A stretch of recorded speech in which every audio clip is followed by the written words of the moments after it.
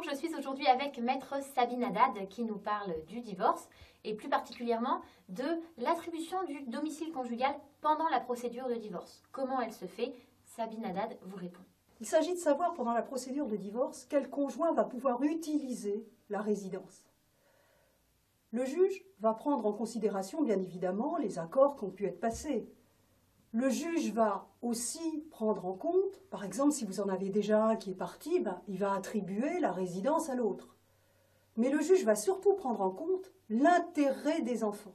Et ça, ce qu'il faut savoir, c'est qu'à partir du moment où le juge va considérer devoir fixer la résidence, par exemple, des enfants avec l'un des époux, cet époux-là aura plus de chances de se voir attribuer le domicile conjugal comme résidence. Bien évidemment, si vous avez un des époux qui est déjà parti, qui a déjà quitté le domicile conjugal, le juge risque d'entériner cette situation de fait en situation de droit.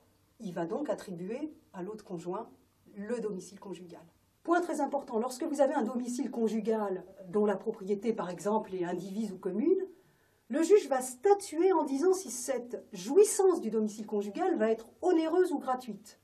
Premier cas, il fixe une jouissance onéreuse. Alors qu'est-ce que ça veut dire?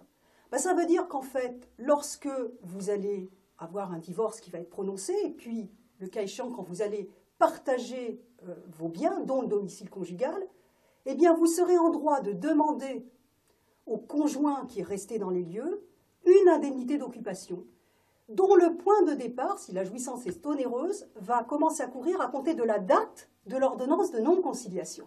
À la différence de la jouissance onéreuse, si la jouissance est gratuite, eh bien, l'indemnité d'occupation dont je viens de parler, vous ne pourrez la revendiquer au moment du partage qu'à compter de la date où le jugement est définitif. La différence, vous l'avez vu, c'est que quand on sait qu'une procédure de divorce peut durer entre 12 et 18 mois par exemple, eh bien, si la jouissance est onéreuse, vous aurez en gros 18 mois de plus à payer.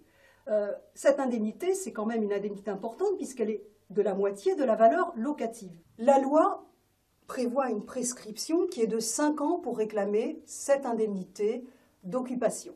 À noter que la jouissance gratuite peut être assimilée à un avantage en nature. Et bien évidemment, le juge pourra prendre en considération cet avantage en nature qu'il aura octroyé à l'un ou à l'autre dans le cadre de la fixation de la pension alimentaire. Alors pour finir sur une note un peu positive, j'ai envie de dire que le juge pourrait, à partir du moment où il y a un accord entre les époux, envisager pendant la procédure de divorce une jouissance partagée. Après tout, chacun peut répartir les pièces de la maison, parfois c'est possible, vous en avez un qui va dormir dans le salon, l'autre dans la chambre, et ça par rapport à l'accord des époux, le juge peut tout à fait l'entériner.